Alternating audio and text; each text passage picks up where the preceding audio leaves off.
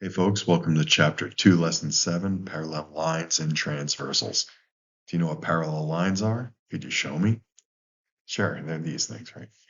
How about transversals? Do you know what those are? Probably not. This lesson, you're going to learn some vocabulary.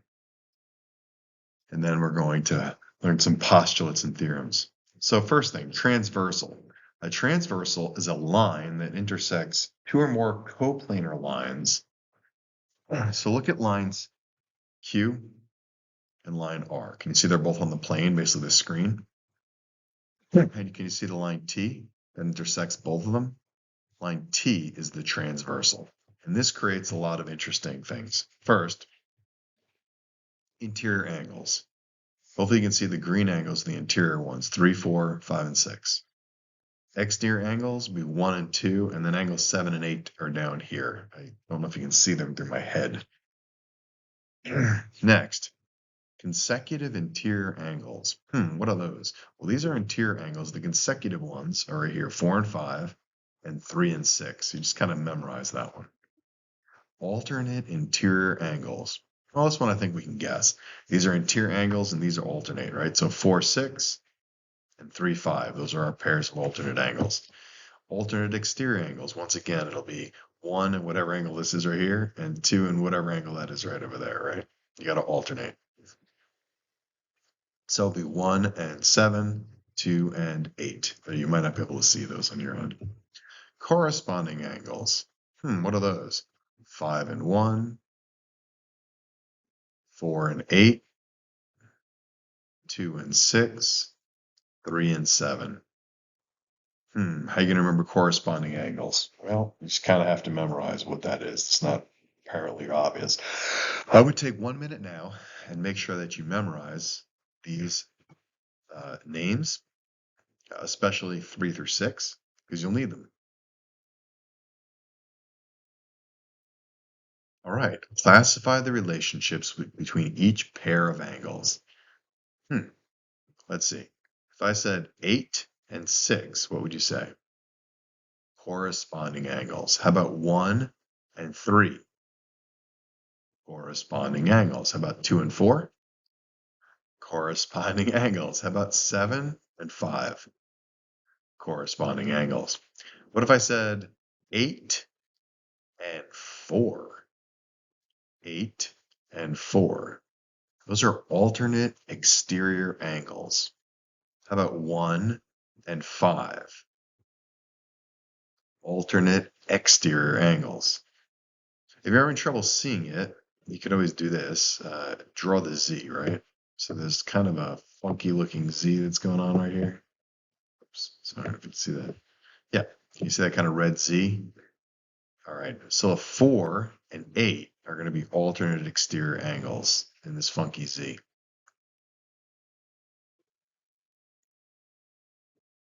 Could have drawn that better. Let's try this again. Let's draw a Z. Here's a Z. Here's a Z. Here's a Z.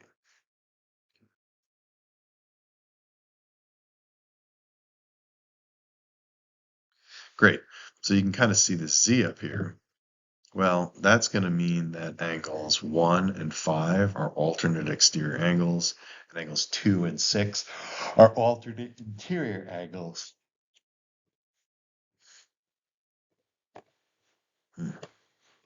Let's try some more. About angles 7 and 3. What are those? Alternate interior angles. Good. How about 2 and 6? Alternate interior angles. How about 1 and 5? Alternate exterior. 8 and 4? Alternate exterior. Let's try a couple more. 2 and 3. What are those? Consecutive interior. How about 7 and 6?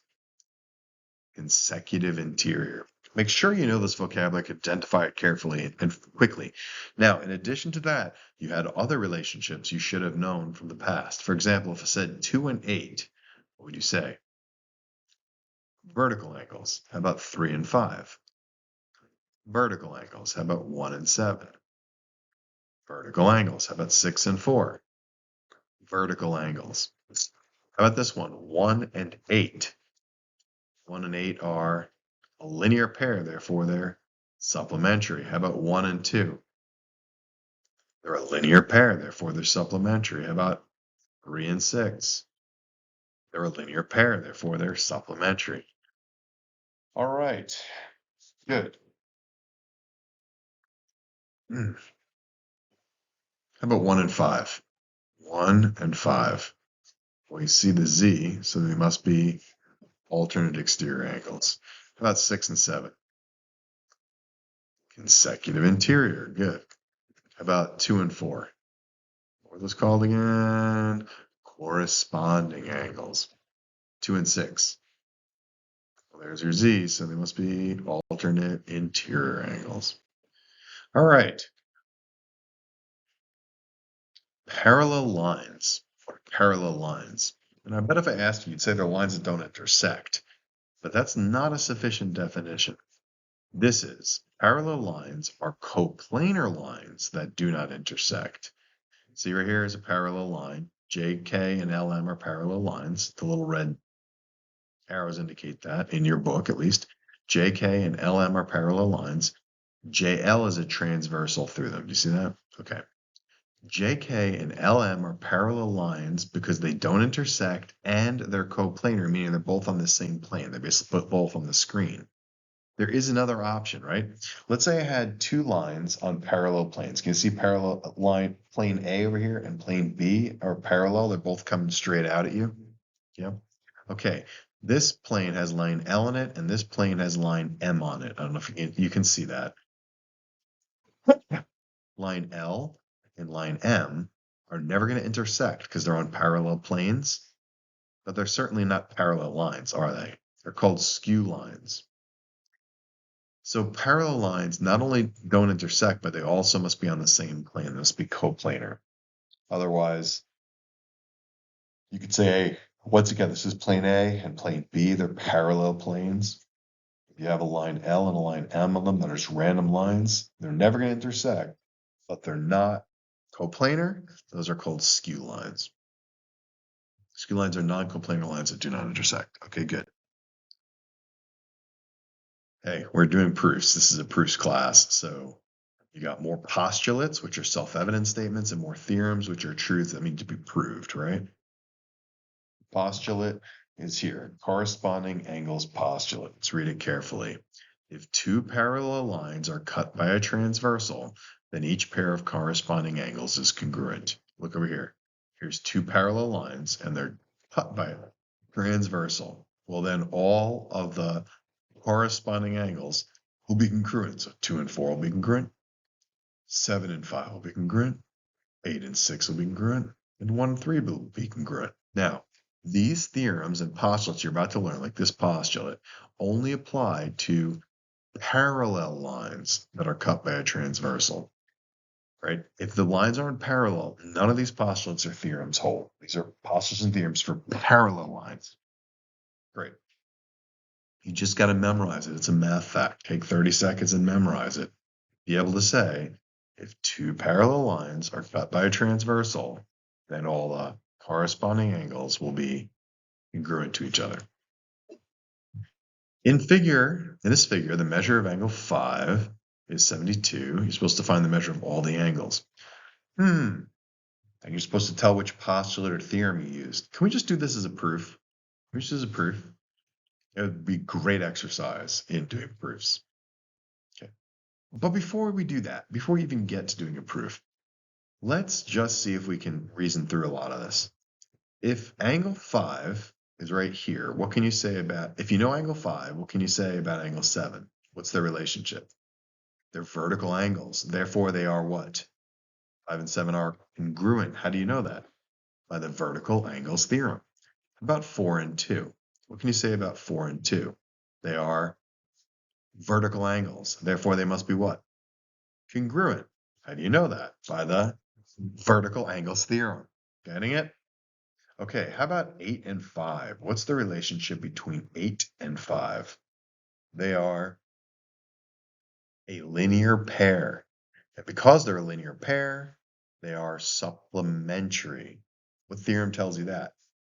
The supplement theorem. Is this coming back to you? Good. Angle 1 and angle 4 are a linear pair. Therefore, they are supplementary. Which theorem tells you that? The supplement theorem. Let's see. How about angle 5 and angle 4? What's their relationship? They are corresponding angles. Therefore, angle 5 and angle 4 are congruent. By what theorem? The corresponding angles theorem. How about 2 and 7? 2 and 7 are congruent. By what theorem? Corresponding angles theorem. Because they're corresponding angles. See how this works? Let's see if we... What if we wanted to get a relationship between 5 and 2, right? We know that 5 and 2 are alternate exterior angles, but we don't have a theorem for that yet. What if I knew 5 and I wanted to get 2? What could I do if we'd go from 5 to 2? I could say 5 and 4 are corresponding angles, therefore they're congruent. And I could say 4 and 2 are vertical angles, therefore they're congruent. So 5 must be congruent to 2. Do you see how this works? All right, let's do this as a theorem. Let's do it as a proof, okay? It doesn't ask us to. Let's do it anyway. The measure of angle 5 is 72. Find the measure of angle 4. Given 5, we need to find 4. What's the first thing you do in this proof? Write the given. What's the given? Measure of angle 5 is 72. Good. What's our next move? Remember, we know 5 and we're trying to get 4. What's our next move? Yes, what's the relationship between 5 and 4? They are corresponding angles. So we can say angle 5 and angle 4 are congruent by the corresponding angles postulate. Corresponding angles postulate. Okay. Well, you have ancient Greek here. You probably want to make it in modern math. So what theorem would you have to do here? What definition? Measure of angle 4 equals measure of angle 5 by the definition of congruent angles. Lastly, last step.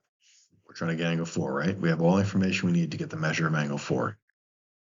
What's it going to be? Measure of angle 4 is going to equal 72. How did we get that? By substitution. Right? Measure of angle 4 equals the measure of angle 5. Measure of angle 5 equals 72. So measure of angle 4 equals 72. That's substitution. All right. Let's try another one. You got angle 2? No, sorry, you got angle 5 is 72, and you got to get angle 2. Well, there's no direct relationship here. I mean, there is. They're alternate exterior angles, but you don't have a theorem for that. So what you can do is connect 4 and 5, and then 4 to 2. Or you could go from 5 to 7 via vertical angles, and then 7 to 2 by corresponding angles. Okay, see if you can tell me what reason there is for each step I give you. Okay, measure angle 5 equals 7 to 2. We're doing a proof. What's your reason? Given. How about this? The angle 2 is congruent to angle 4. What's your reason? Well, they're vertical angles, so the reason is the vertical angle theorem. All right, how about this? Angle 4 is congruent to angle 5. Angle 4 and 5 are congruent. What will be the reason? Corresponding angles postulate. Yes? All right, now look. If angle 2 is congruent to angle 4 and angle 4 is congruent to angle 5, then what do you immediately know? Angle 2 is congruent to angle 5. What's the property? Transitive property of congruence. Good.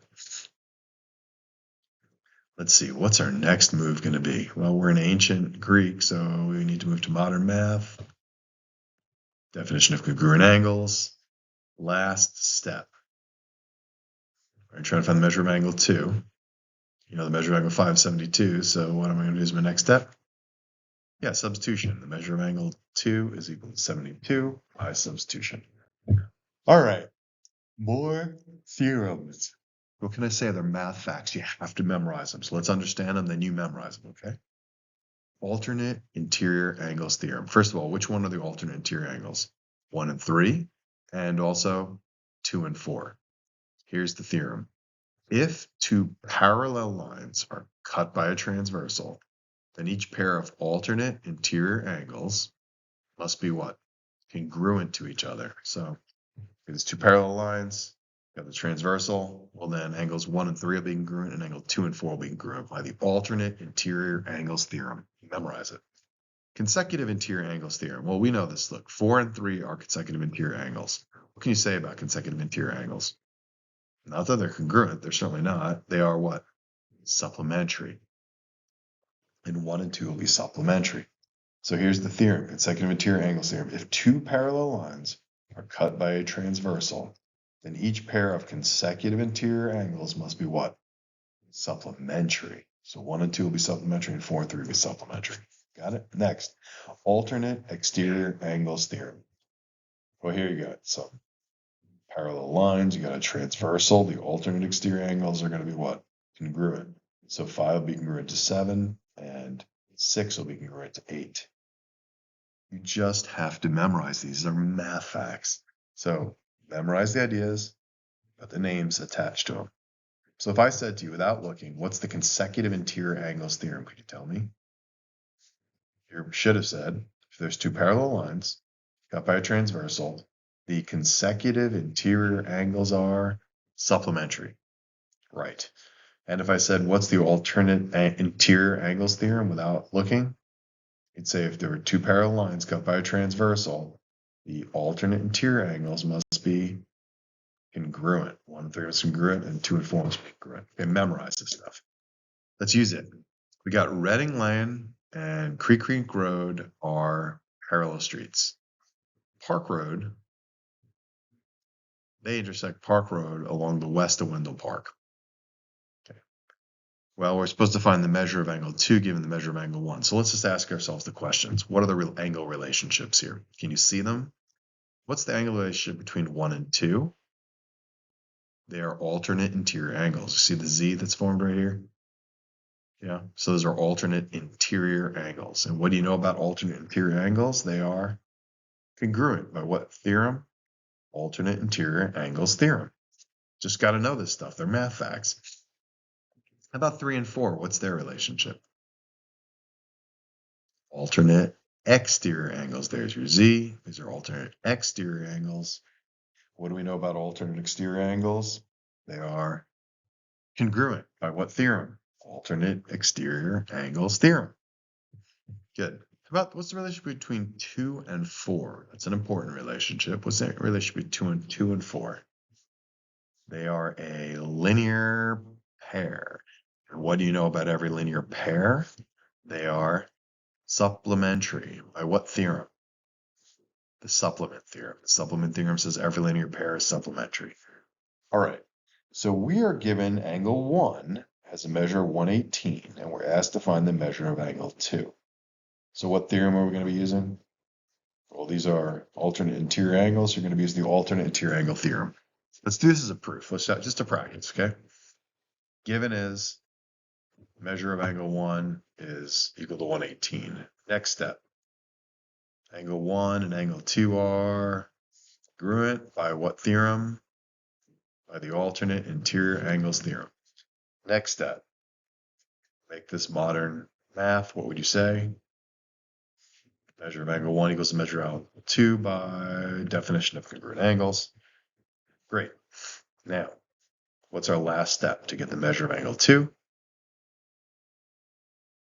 Well, the measure of angle 1 is 118, so the measure of angle 2 must be 118. That is substitution. I guess theoretically it's really substitution at the symmetric property of equality. I kind of skirted that a little bit. Next, let's say the measure of angle 1 is 100 and we're asked to find angle 4. There is no direct relationship between 1 and 4, right? So we have to use like two sets of relationships to go from 1 to 4. Let's see if we can think about this. To go to 1 to 4, you have many options. One option. 1 and 2 are alternate interior angles, so congruent, and then 2 and 4 are linear pair, therefore supplementary.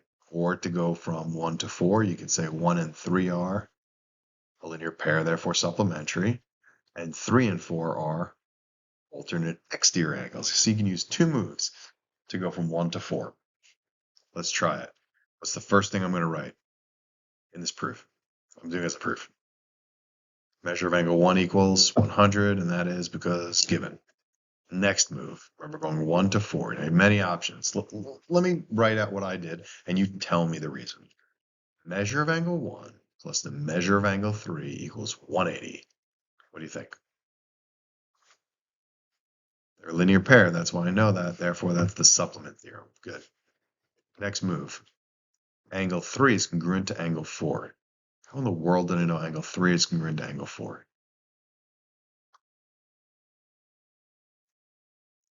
That's right, the alternate exterior angles theorem. Well, let's see. This is ancient Greek, so modern method, definition of congruent angles. Last step. Actually, it's not the last step. What do you think my next move is going to be? Let me write it for you. 100 equals the measure of angle 4 plus 180. How did I go from step 2 to step 5? 2 to 5. The measure of angle 1 became 100. Measure of angle 3 became the measure of angle 4, and 180 stayed 180. What allows us to do that? Substitution. Yes. Measure of angle 1 becomes 100 because of this. Measure of angle 3 becomes measure of angle 4 by this. Substitution. Next move. Subtraction property of equality. Next move. Substitution. Like, how is that substitution? Well, what's 180 minus 100? 80. So I'm substituting 180 minus 100 with 80. They're equivalent statements. Or 100 plus the measure angle 4 minus 100. That equals the measure angle 4. So I'm just substituting it in. That's substitution. You're done. Let's try this again. I'll ask you some questions, then we'll try the problem. What's the relationship between angle 1 and angle 3? They're vertical angles. Therefore, what do you know about them? They are congruent by the vertical angles theorem. How about 1 and 2? What's the relationship between 1 and 2? They're a linear pair, right? Therefore, they are supplementary by what theorem? The supplement theorem. How about 8 and 7? What's their relationship? Consecutive interior angles. Therefore, they must be what? Not congruent. Supplementary by the consecutive interior angles theorem. All right, how about 1 and 5? What's the relationship there between 1 and 5? Alternate exterior angles, therefore they must be congruent by what theorem? The alternate exterior angles theorem. You just got to memorize these. They're math facts. Be able to pull them up and use them in proofs and such. Okay. Well, we're supposed to find a relationship between the measure of 4 and the measure of 1. Here's 1. Here's 4. There's no direct relationship. So you have to come up with a relationship. There's many pathways from 1 to 4. Let's investigate. We could say that 1 and 5 are alternate exterior angles. Therefore, 1 and 5 are congruent by the alternate exterior angles theorem. And we could say 4 and 5, their relationship is they're a linear pair. Therefore, their measures, when summed together, should equal 180. I could go like this. Get from 1 to 4. I could say 1 and 3 are what? Vertical angles. Therefore, they are congruent by the vertical angles theorem. I could say angles 3 and 4 are supplementary by what theorem? Consecutive interior angles theorem. See, many pathways. There are others. Let's do this as a proof. The given is measure of angle 4 is equal to 2x minus 17. The measure of angle 1 equals 85. Okay. I'll put up what I did, and you give me the reason. Angle 3 is congruent to angle 1. Why? Because they're vertical angles. Good. So that's the vertical angle theorem.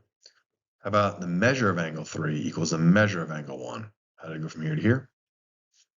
Definition of congruent angles. Next move. The measure of angle 3 equals 85. How did I do that? Substitution, right? Measure of angle 3 equals the measure of angle 1. Measure of angle 1 is 85, so measure of angle 3 equals 85. Next move. The measure of angle 3 plus the measure of angle 4 equals 180. Be careful here. Measure of angle 3 plus measure of angle 4 equals 180. What's the relationship?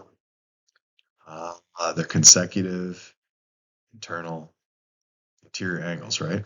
Therefore, this must be what theorem? Consecutive interior angles theorem. Great. Next step, 85 plus 2x minus 17 equals 180. What is that? Substitution, right. Just got those facts from right up here and substituted them in. All right, now, all right, measure angle 3 is 85, measure angle 4, yeah, from right over here. Next move, be careful. 85 minus 17 is 68. What allows us to go from here to here? Not addition, not subtraction, substitution. What's 85 minus 17? 68? Good. So in place of 85 minus 17, let's put 68. That's substitution. Two equivalent things being substituted for each other. Next move, you know what it is. Come on. Subtraction property of equality. Next move. Substitution. 180 minus 68 is 112. I'm just substituting 112 and 180 minus 68. Next property, you know it. Division property of equality. And finally, substitution. Boom. Okay, last theorem for today. This is the perpendicular transversal theorem. Let's read it. In a plane, this is the plane, if a line that's T is perpendicular to two parallel lines, that would be A and B, then it is perpendicular to the other. Sorry, if a plane, in a plane, if a line that's T is perpendicular to one of the two parallel lines, so like say parallel line A, then it's also perpendicular to the other line B. That's it. If T is perpendicular to A and A is parallel to B, then T must also be perpendicular to B. It's called the perpendicular transversal theorem. I will tell you perpendicularity is huge. It allows you to do just about everything that we do in mathematics and computer engineering and such. Facial recognition software is just perpendicularity, basically. So, right, much more advanced math, but still, this theorem is important, as are the other theorems in the section. All right, your homework for honors, your homework for standard, 14 problems, 3 proofs, 14 problems, 2 proofs. If it says do a proof, you need to do a 2-column proof. Make sure it's perfect. If it doesn't say that, if it says something like, come up with the measures of these angles and name the theorems that you used, you can write the proofs. If you're not great with proofs, you want to practice your proofs and become perfect, write proofs. Otherwise, make sure that you do the work to come up with the measures of the angles and state the major theorems you use. So if you use the alternate interior angles theorem, you state that. If you use the vertical angles theorem together with the consecutive interior angles theorem, name both of those. You got to name those big theorems and postulates you might have used. All right, have a good work hard. What can I say? Thank you. Bye.